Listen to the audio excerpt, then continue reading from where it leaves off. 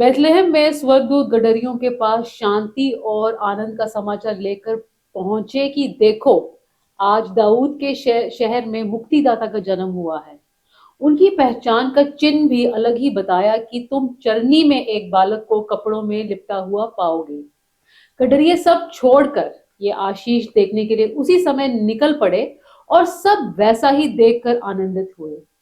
आज की इस तेज गति वाले जीवन में गुड न्यूज का क्या अर्थ है, आज हम इस पर बात करेंगे। शुरू करते हैं परमेश्वर के वचन से।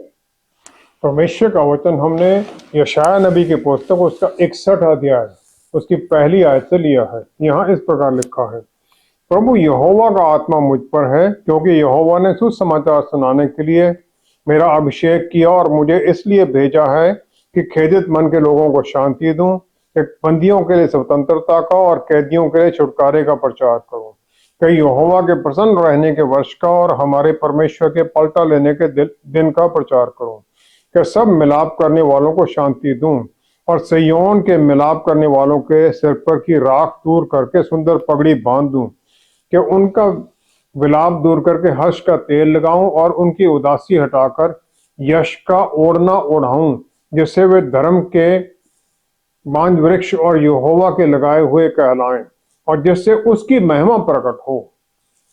सब तब वे बहुत काल के उजड़े हुए स्थानों को फिर बसाएंगे, पूर्व काल से पड़े हुए खंडरों में वे फिर घर बनाएंगे।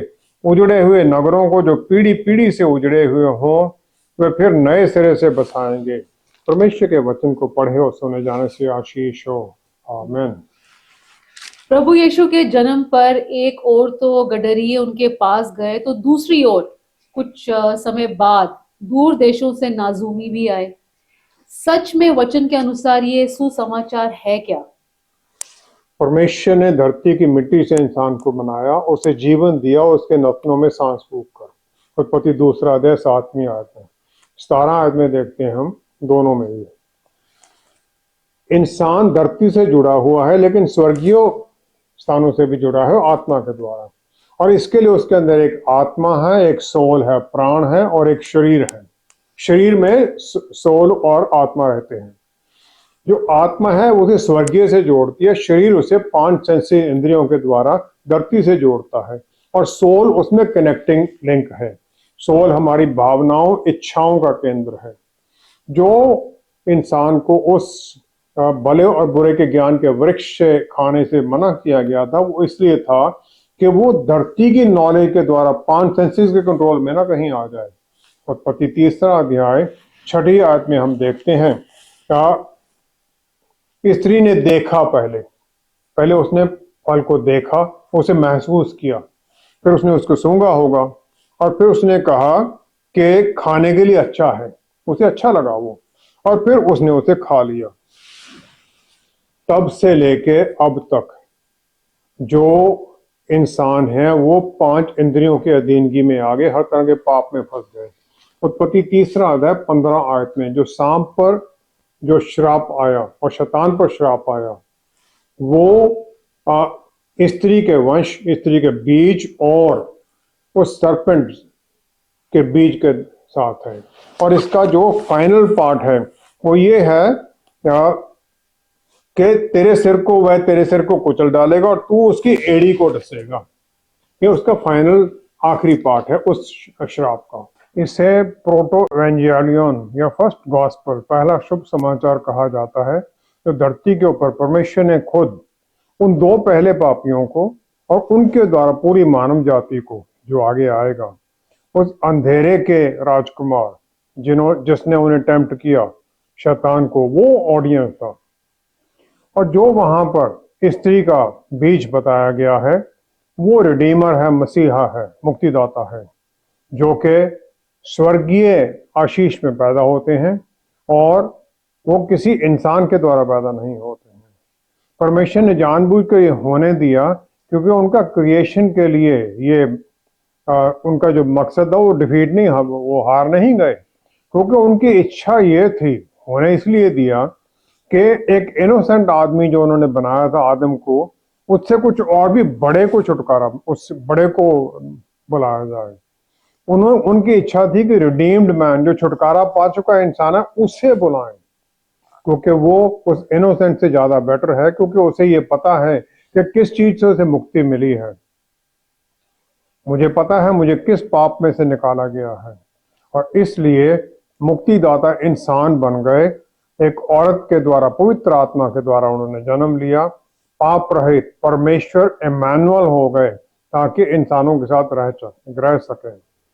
और तकरीबन 300 से ज्यादा भविष्यवाणियां की गई थी मुक्तिदाता के बारे में, मुक्ति के बारे में मसीहा के द्वारा पुराने नियम में। प्रभु यीशु ने अपने मिनिस्ट्री के दौरान वो सारी की सारी पूरी कर दी। लूका 24 में 13 से 27 तक जी उठने के बाद में उस संडे वाले दिन 2 चेले, क्लेopas और एक और, यरूशलेम से एमॉस जा रहे थे, जो कि तकरीबन 7 मील का डिस्टेंस, तकरीबन 10 किलोमीटर का। प्रभु यीशु उनके साथ हो लिए, लेकिन क्योंकि उनके मन में जो द्वंद्व चल रहा था, उन्हें पहचान नहीं सके। अब प्रभु यीशु ने फिर अपनी दया में उन्हें मूसा से और सब भविष्यवक्ताओं से आरंभ करके सारे पवित्र शास्त्र में से अपने विषय में लिखी बातों का अर्थ उन्हें समझा दिया। परमेश्वर अपने ही वचन को लोगों को समझा दिया, और फिर वो प्रभु यीशु को पहचान सके जब उनकी विनती पर प्रभु यीशु उनके साथ खाने में पहुंच गए, जब उन्होंने वो रोटी को तोड़ा। यूहन्ना 14 की 26 आयत में हम देखते हैं, वहां प्रभु यीशु ने कह दिया, 26 आयत, मैं अपनी शांति, 14 की 27 आयत, उन्होंने कह दिया, मैं तुम्हें शांति दिए जाता हूं, अपनी शांति तुम्हें देता हूं, जैसे संसार देता है मैं तुम्हें नहीं देता, अपनी शांति मैं तुम्हें देता हूं। जो यहूदी लोग थे वो मसीहा को ये सोच रहे थे कि वो बाहरी राज्य स्थापित करेंगे, अंदर की शांति नहीं होगी। मिलिट्री लीडर होंगे वो, और अपना राज्य स्थापित करेंगे रोमन अंपायर को हराकर, उन पर जय पाकर। भजन संहिता 89 उसमें परमेश्वर ने भजनकार के द्वारा ये कह दिया कि जो उन्होंने दाऊद के साथ वाचा बांधी थी, उन्होंने कह दिया, मैं अपनी करुणा उस पर सदा बनाए रखूंगा, और मेरी वाचा उसके लिए अटल रहेगी। मैं उसके वंश को सदा बनाए रखूंगा, और उसकी राजगद्दी स्वर्ग के समान सर्वदा बनी रहेगी। स्वर्ग के समान सर्वदा बनी रहेगी। I will establish his throne, मेरी ये कॉवेनेंट होगी। जो ये प्रभु यीशु का राज्य है, ये 2 फेजेस में है। जैसे कि इजरायली लोगों को उन्होंने मिस्र से छुड़ा के लेके आए। पहला फेज था उनका तकरीबन 1 साल का, जो होना था कि उन्हें सिय्योन पर्वत पर तोरा 5 पहली किताबें दे दी जाएं, ताकि उन्हें जीवन की शैली सिखा दी जाए, और फिर उसके द्वारा वो परमेश्वर के साथ जुड़ सकें, और जो उनका मिलाप का तंबू था और कुर्बानी के द्वारा सब रास्ता खोलना उन्होंने बता दिया। और इसके बाद ही वो प्रॉमिस लैंड में जाने के लायक हो सकते थे। वो जगह जहां पर के दूध और मधु की नदियां बहती, बहुत आयत का जीवन था। नए नियम की जो पहली ही वर्स है, उसमें लिखा गया है, संत मत्ती की इंजील, उसमें लिखा गया है, अब्राहम की संतान, दाऊद की संतान, यीशु मसीह की वंशावली। अब्राहम की संतान, दाऊद की संतान। ये कोई हिस्टोरिकल डिटेल नहीं है, लेकिन परमेश्वर का वायदा है जो उन्होंने अपने पुत्र के लिए किया था, अनंत काल के राज्य के बारे में। उन्हें बार बार दाऊद का पुत्र कहा जाता है। लूका 4 की 18 से 19 आयत में हम देखते हैं, जो यशायाह नबी की पुस्तक, उसका 61 अध्याय, 61 अध्याय, उसकी पहली आयत से उन्होंने शुरू किया, जब उन्होंने नाजरत में उनके सिनेगॉग में प्रीच किया। जो पहला पार्ट था उस प्रोफेसी का, उन्होंने वही पढ़ा। वहां पर उन्होंने कह दिया, प्रभु यहोवा का आत्मा मुझ पर है, क्योंकि यहोवा ने सुसमाचार सुनाने के लिए मेरा अभिषेक किया, और मुझे इसलिए भेजा है कि खेदित मन के लोगों को शांति दूं, कि बंदियों के लिए स्वतंत्रता का और कैदियों के लिए छुटकारे का प्रचार करूं, कि यहोवा के प्रसन्न रहने के वर्ष का, यहोवा के प्रसन्न रहने का वर्ष का प्रचार मैं करूं। और उन्होंने आगे कह दिया कि जो अंधे देखेंगे, छुटकारा पाएंगे, सब उन्होंने कह दिया।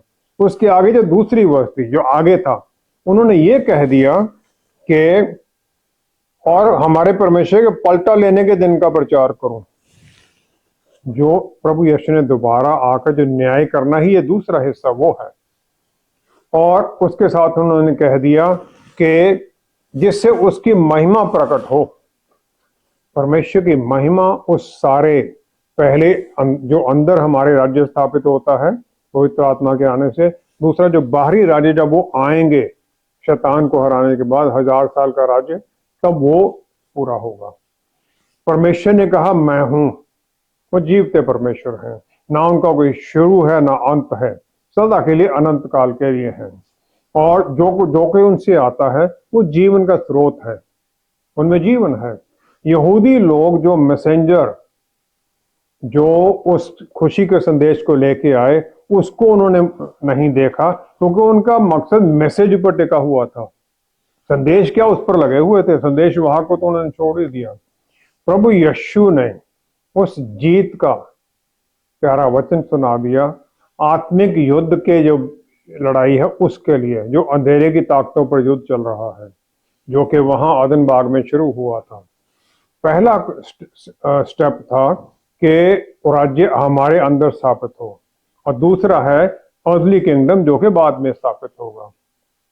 तब फिर कोई भी जब दोबारा आएंगे फिर तो किसी को शक ही नहीं रहना है, क्योंकि तो सरेआम उतर के आएंगे सबके सामने। वो यूहन्ना पहला अध्याय उसकी 4थी आयत में, यूहन्ना पहला अध्याय 4थी आयत में लिखा गया है, उसमें जीवन था और वह जीवन मनुष्यों की ज्योति था। प्रभु यीशु जीवन और मैं जीवन की ज्योति था। यूहन्ना बपतिस्मा देने वाले ने उनकी पहचान कर दी। उन्होंने कह दिया देखो ये परमेश्वर का मेमना जो जगत के पाप लिए जाता है। यूहन्ना पहला 29 आयत में हम जीवन पाते हैं प्रभु यीशु के द्वारा, पापों की माफी पाकर, और फिर हमारा परमेश्वर के साथ रिश्ता दोबारा जुड़ जाता है, और फिर वो हमारे पिता स्वर्ग में वो हम कहने लग जाते हैं, जैसे प्रभु यीशु ने सिखाया भी, हम उनके बच्चे बन जाते हैं विश्वास के द्वारा। परमेश्वर का वचन जो है वो धर्मी जीवन जीने के लिए रास्ता है, और वही एक पैटर्न है जो हमें फॉलो करना है, जो कि पिता परमेश्वर को मंजूर है। यूहन्ना 14 की 6 आयत में, यूहन्ना 14 की 6 आयत में हम देखते हैं प्रभु यीशु ने अपने बारे में कह दिया, मार्ग और सत्य और जीवन मैं ही हूं, बिना मेरे द्वारा कोई पिता के पास नहीं पहुंच सकता। मार्ग और सत्य और जीवन मैं ही हूं। और जो हमारे जीवन का मकसद है वो यही है कि हम पिता के पास पहुंच सके सदा के लिए, यहाँ धरती पर भी उनके साथ जुड़े रहें, इसके बाद भी उनके पास पहुंचे। और वो रास्ता सिर्फ प्रभु यीशु बताते हैं।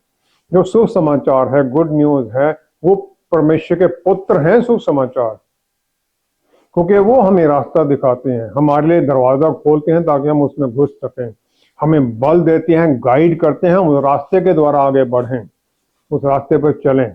और हर पल वो हमारे लिए इंटरसेशन करते हैं पिता परमेश्वर के सामने स्वर्ग में, ताकि जो शैतान हमारे ऊपर लांछन लगाता है उनसे हमें बचाए रखें, और हमारी जो मुक्ति है उसको कंफर्म करते रहते हैं। जब तक हम उन्हें प्राप्त नहीं करते हैं, हमें कितनी भी वचन की नॉलेज हो, हमें वो मुक्ति का रास्ता नहीं मिलेगा, अनंत काल जीवन नहीं मिलता है। अनंत काल का जीवन प्रभु यीशु के द्वारा ही है। जब हम उन्हें पा लेते हैं, उस सुसमाचार को प्राप्त कर लेते हैं, तभी हम उस रास्ते पर चलने लायक बनते हैं। इस सुसमाचार से किसी के भी जीवन में क्या क्या बदलाव और कैसे आता है? परमेश्वर ने पहले आदम बाग बनाया और उस पर आदम को उसमें रख दिया ताकि उसकी देखभाल करे, और जो उसके चारों तरफ शैतानी की ताकतें थी, शैतान की ताकतें, उनको अपने वश में करे, उन पर अधिकार करे, उनको डोमिनेट करे। उत्पत्ति पहला और दूसरे अध्याय में सब कुछ जानने वाले परमेश्वर को ये पता था कि आदम अकेला है, लेकिन उसे पहले, जब बनाने से पहले उसे पता था, लेकिन पहले उन्होंने उसे वो डोमिनियन अधिकार जो था उसे वो पूरा कर दिया, और उसे बुद्धि दी ताकि हर एक जानवर, जीव जंतु की वो कैपेबिलिटी पहचान सके, ये क्या कर सकता है, उसके अनुसार उसे नाम दे फिर वो, ताकि उसका डोमिनियन पर बने। पिता जो पुत्र का नाम देता है उस पर अधिकार भी गार्डियन उसका है, वो अधिकार उसी को होता है। और फिर उसे परमेश्वर ने आदम को वो काम दिया देखभाल का, उसके बाद ही उन्होंने उसे काम करने की क्षमता भी दे दी, साथ साथ आखिर में उन्होंने किया, उसे एक लाइफ पार्टनर दिया। वुमन काम देने के बाद ही उसे लाइफ पार्टनर दिया। परमेश्वर हमारे जीवन के हर पहलू में पूरी तरह ध्यान रखते हैं, चाहे वो छोटा है चाहे बड़ा है, क्योंकि हमारे पूरे अस्तित्व के बारे में उन्हें चिंता है। हमें आत्मिक जीवन में दोबारा जोड़ने के लिए जो रुकावट थी वो पाप थी, उसे निकालना जरूरी था, और ये प्रभु यीशु की सलीब पर कुर्बानी के द्वारा होता है। पुराने नियम में जानवर की जो बलि वो दी जाती थी, ताकि जो पापी है उसके पाप उसके ऊपर ट्रांसफर कर दिए जाए। लेवी व्यवस्था 17 अध्याय 11 आयत में परमेश्वर ने कहा, क्योंकि शरीर का प्राण लहू में रहता है और इसको मैंने तुम लोगों को वेदी पर चढ़ाने के लिए दिया है कि तुम्हारे प्राणों के लिए प्रायश्चित किया जाए। उसके द्वारा प्रायश्चित होता है। और जो जानवर था विदाउट ब्लेमिश, बगैर किसी डिफेक्ट के, विदाउट किसी स्पॉट के, कोई डिफेक्ट नहीं उसमें होना चाहिए, वही उससे कुर्बानी के लायक माना जाता था। इसी प्रकार एक इंसान जो पाप रहित हो, जिसमें पुराने पापों का कोई धब्बा ना हो, कुछ भी ऐसा गंदगी का धब्बा ना हो, वही पूरी मानव जाति के लिए अटोनमेंट कर सकता है। कुलुस्सियों की पुस्तक 2 अध्याय उसकी 13वीं 14वीं आयत में हम देखते हैं, पौलुस रसूल ने हमें बता दिया, और विधियों का वह लेख जो हमारे नाम पर और हमारे विरोध में था, प्रभु यीशु ने मिटा डाला और उसे क्रूस पर कीलों से जड़कर सामने से हटा दिया है। वो जो पाप का जो विधि विधान का लेख जो बना हुआ था वो हटा दिया, और इसके द्वारा हमारी परमेश्वर पिता के साथ रिश्ता बन गया। हमारी आत्मिक जीवन दोबारा शुरू हो गया, और जो सबसे पहली आशीष हमें मिलती है वो पवित्र आत्मा हमारे अंदर आ जाते हैं, हमारे सहायक बनकर सब कुछ हमें सिखाने के लिए और प्रभु यीशु के वचनों को याद कराने के लिए। यूहन्ना 14:26 के अनुसार हम उन्हें प्राप्त करते हैं, क्योंकि प्रभु यीशु ने जो सलीब के ऊपर पूरा काम कर दिया है, और फिर वो हमें 2 तीमुथियुस 1 अध्याय 7वीं आयत के अनुसार बल, प्यार और आत्म संयम से भर देते हैं। हमें परमेश्वर का वचन मिला है, लेकिन इजरायलियों को भी वचन तो मिला था, लेकिन वो फेल हो गए, क्योंकि वो धरती की जो 5 सेंसेस हैं उन्हीं के द्वारा अपने आप को गवर्न करते रहे। हमारे अंदर परमेश्वर हैं, हमें आत्मिक कंट्रोल में ले लिया गया है। हम धरती के उस सेंसुअल 5 सेंसेस के कंट्रोल में नहीं रहते, हम उनके कंट्रोल में आते। पाप हम करते हैं, प्रवृत्ति है, लेकिन हमें वो माफी देते हैं, रास्ते में चलने के लिए बल देते हैं। जिसके पास वचन है, लेकिन उस वचन के सोर्स जो परमेश्वर हैं अगर वो नहीं है तो जरूर भटकेगा वो। हमें मुक्तिदाता की जरूरत है, और हमारा जो सुसमाचार मुक्ति का है उसकी जरूरत है, और उसी के द्वारा ही फिर हम तौबा कर सकते हैं। बपतिस्मा देने वाले यूहन्ना मत्ती 3 की 2 आयत में उन्होंने कह दिया, मन फिराओ क्योंकि स्वर्ग का राज्य निकट आ गया है। Repent for the kingdom of heaven is eight hand. 4 अध्याय मत्ती उसकी 17 आयत में प्रभु यीशु ने भी यही कह दिया, मन फिराओ क्योंकि स्वर्ग का राज्य निकट आ गया है। रिपेंट, जो यहाँ पर ग्रीक शब्द इस्तेमाल किया गया वो है मेटानोइयो, जिसके 2 पार्ट हैं। मेटा मतलब चेंज मॉरली, मॉरल उससे चेंज बदलाव लाना, और नोयो है मीनिंग माइंड और सोचना। इसका मतलब अपने सोचने के तरीके को बदलना। ये कोई श्राप नहीं है, रिपेंट नहीं तो नरक में जाओगे, वो नहीं है ये। इसका मतलब है अपने बारे सब कुछ सोचने का जो रवैया है वो बदलें।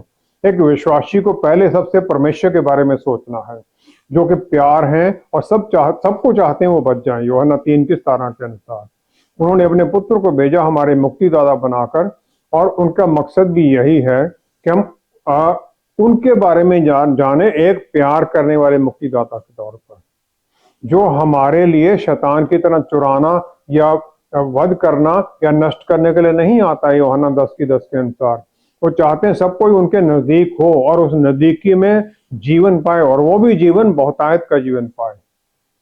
हमें सोचने का नजरिया बदलना है अपने बारे में भी। हम पापी हैं जिनके पापों को माफी दे दी गई है। और रोमियो की पुस्तक उसका 8वां अध्याय उसकी पहली ही आयत में लिखा गया है, पौलुस रसूल कहते हैं, अब जो मसीह यीशु में है उन पर दंड की आज्ञा नहीं, क्योंकि हमारे पापों की माफी मिल गई है। पुराने हम पास्ट के पाप जो आज हम करते हैं वो भी आगे जो होंगे वो सब माफ कर दिए गए हैं। लेकिन इसका मतलब ये नहीं कि हम पाप करने लग जाएं, हमें बदलते रहना है। और शैतान चाहे कुछ भी कहता रहे, हम परमेश्वर के बच्चे हैं। तीसरा है, हमें पाप के बारे में भी अलग सोचना है। पहला कुरिन्थियों 10वां अध्याय उसकी 13 आयत में, पहला कुरिन्थियों 10वां अध्याय उसकी 13 आयत में कहा गया, परमेश्वर सच्चा है और वह तुम्हें समर्थ से बाहर परीक्षा में ना पड़ने देगा, वह परीक्षा के साथ निकास भी करेगा कि तुम सह सको। परमेश्वर हमें निकलने का रास्ता भी देते हैं। पाप ऐसा नहीं है जिसके ऊपर हम किसी तरह जय ना पा सके। जब हम अपना इस प्रकार सोचने का नजरिया बदलते हैं तो परमेश्वर हमारे अंदर से काम करने लग जाती हैं, क्योंकि उनकी इच्छा है जो अच्छा है उस पर हम ध्यान रखें, वो हमारी आशा बने, हमारे अंदर से फिर प्राण से वो एक डीप लॉन्गिंग हो, ताकि हम उनकी आज्ञाकारिता में चलें। हमारे मन में ये इच्छा हो कि हम उनकी आज्ञाकारिता में चलेंगे, उनके वचन के अनुसार चलेंगे। और जब हम प्रभु यीशु को अपने मुक्तिदाता मानकर पा लेते हैं, ये सब बदलाव हमारे अंदर आने लग जाते हैं और फिर वो हमें मुक्ति के रास्ते पर चलने में सहायता करते हैं। बपतिस्मा लेकर विश्वास में चलते हुए भी हमारे जीवन में सही बदलाव क्यों नहीं आते? इजरायली लोगों को मिस्र की दास्ता से छुड़ाया गया, उन्हें वचन मिला, लेकिन फिर भी वो परमेश्वर के पीछे नहीं चल सके। इब्रानियों की पुस्तक 12 अध्याय 15 आयत में उनके साथ साथ हमें भी ये वार्निंग दी जाती है। 15 आयत में, ध्यान से देखते रहो, ऐसा ना हो कि कोई परमेश्वर के अनुग्रह से वंचित रह जाए या कोई कड़वी जड़ फूटकर कष्ट दे और उसके द्वारा बहुत से लोग अशुद्ध हो जाएं। सम बिटर रूट में कम इन, बिटर रूट जो हमें परमेश्वर से दूर करती है। परमेश्वर चाहते हैं कि हम उनके साथ सच्चे रिश्ते में, सही रिश्ते में, आत्मिक तौर पर उनके साथ जुड़े रहें, और फिर वो हमारे जो दुनियावी काम है उनमें भी फिर वो काम करने लग जाते हैं। पहले आत्मिक में जुड़ते हैं तो इधर दुनिया में काम होने लगते हैं। लेकिन हम अपनी आराधना में, बाइबल स्टडी में, मेडिटेशन में, फास्टिंग में सब कुछ लगकर दुनिया के तरीकों के द्वारा फिजिकल से हम आत्मिक को बदलना चाहते हैं। बहुत लोग चर्च में जाते हैं, कुछ समय के लिए आनंद मनाते हैं, फिर देखते हैं यहाँ कुछ आनंद नहीं आ रहा है, किसी दूसरी जगह चले जाते हैं, फिर दूसरी जगह चले जाते हैं। जब तक हम एक जगह पर नहीं टिकते हैं, जो हमें वहां से कुछ मिलता है अगली जगह जाके वो गुम हो जाता है, वहां से मिल आगे गुम हो गया। परफेक्ट चर्च यहाँ पर नहीं है, परफेक्ट चर्च तो स्वर्ग में ही होगा, नहीं यरूशलेम में होगा। हम पाप में डूबे, परफेक्ट नहीं है, हम वहां पर जाके बदलाव में आते हैं। शारीरिक आनंद ना ढूंढे, आत्मिक आनंद ढूंढे। रोमियो की पुस्तक 12वां अध्याय उसकी दूसरी आयत में, रोमियो की पुस्तक 12वां अध्याय उसकी दूसरी आयत में हमें पौलुस रसूल ने कह दिया, इस संसार के सदृश ना बनो, परंतु तुम्हारे मन के नए हो जाने में से तुम्हारा चाल चलन भी बदलता जाए, जिससे तुम परमेश्वर की भली और भाव की और सिद्ध इच्छा अनुभव से मालूम करते रहो, अनुभव से मालूम करते रहो। परमेश्वर चाहते हैं नजदीकी रिश्ता हर एक के साथ, और पवित्र आत्मा इसी के लिए तो हमें दी गई है, वो सील है वो उनकी उस इच्छा को पूरी करने की। उत्पत्ति 3 अध्याय 8वीं आयत में, परमेश्वर हर दिन आदम बाग में आते थे उन लोगों को, आदम और ईव को जुड़े रहने के लिए और आत्मिक ज्ञान से भरने के लिए, बुद्धि से भरने के लिए। अफसियों की पुस्तक 1 अध्याय उसकी 3री आयत में हम देखते हैं, हमारे प्रभु यीशु मसीह के परमेश्वर और पिता का धन्यवाद हो कि उन्होंने हमें मसीह में स्वर्गीय स्थानों में सब प्रकार की आत्मिक आशीष दी है। प्रभु यीशु में हमें आशीषें दी गई हैं। इस जीवन में हमें जो कुछ भी चाहिए, वो जीवन जिसके द्वारा हम परमेश्वर की इच्छा को पूरी कर सके, हमें वो दे दिया गया है। और हम ये प्राप्त करते हैं प्रभु यीशु को प्राप्त करने के बाद। हम उनके द्वारा, उनके साथ ही सिर्फ ये सब पा सकते हैं। रोमियो की पुस्तक 8वां अध्याय उसकी 31 आयत, यहाँ पर लिखा गया है, जिसने अपने निज पुत्र को भी ना रख छोड़ा परंतु उसे हम सबके लिए दे दिया, वह उसके साथ हमें और सब कुछ क्यों ना देंगे। जिस पिता ने अपना स्वर्गीय खजाना ही हमारे ऊपर लुटा दिया पापियों के ऊपर, बाकी यहाँ की चीजें उनकी क्या वैल्यू है उनके सामने। जो परमेश्वर का ये प्रभु यीशु का सुसमाचार है, उसके द्वारा हमें परमेश्वर दिखाई देते हैं, प्रभु यीशु में हमें दिखाई देते हैं। और वो फिर हमें परमेश्वर की तरफ मोड़ते हैं और उनके बच्चे बनने का अधिकार देते हैं, हमारे अंदर आ जाते हैं, हमें सही जीवन जीने का रास्ता दिखाते हैं और फिर हमारे लिए रास्ता खोलते हैं ताकि अनंत काल के लिए हम उनके साथ रह सकें। और इसके लिए हमें कोई खास काम नहीं करना पड़ता है, कोई एक्स्ट्रा ऑर्डिनरी छलांगे नहीं मारनी पड़ती हैं, विश्वास में उन पर साथ चलना पड़ता है, उनकी अधीनगी में आना पड़ता है, उनकी इच्छा में चलना पड़ता है और फिर हमारे मनों को ये बदलने लगता है, नया होने लगता है, सब कुछ सोचना अलग अलग होने लग जाता है और फिर हम दूसरों के लिए आशीष बनने लग जाते हैं, फिर हम शांति से भरे जाते हैं। दूसरों के लिए जो पाप में या दुखों में डूबे हुए हैं उनके अंदर उनके लिए हमारे मन में भावना आती है। हालांकि हम परमेश्वर की हजूरी को महसूस नहीं कर सकते, लेकिन दूसरों के लिए हमारे अंदर ये इच्छा आने लग जाती है। मेरे एक दोस्त हैं जलंधर में, बहुत परमेश्वर से जुड़े हुए, बहुत दयालु इंसान, परमेश्वर से प्यार करने वाला कपल। एक बार वो आराधना और वर्शिप का एक प्रोग्राम देखते टेलीविजन के ऊपर, सडनली उन्होंने अद्भुत तरह की खुशबू वहां पर महसूस की अपने चारों तरफ। पत्नी को नहीं पता चला, लेकिन उन्होंने महसूस की, क्योंकि उस समय परमेश्वर जिससे प्यार करते हैं अपने लोगों के सामने अपनी शकीना ग्लोरी पहुंचा देते हैं, अपनी हजूरी वहां ले आते हैं। मैं आनंद मनाता हूं कि परमेश्वर उनके साथ हैं, उन्हें आशीष देते हुए, और वो इस प्रकार परमेश्वर की हजूरी को महसूस कर सकते हैं उनके सुगंधी के द्वारा। हम भी कर सकते हैं जब इस प्रकार जुड़ते हैं, जब हम उनके तरह प्रभु यीशु की तरह सोचने लग जाते हैं। आइए हम प्रार्थना करें।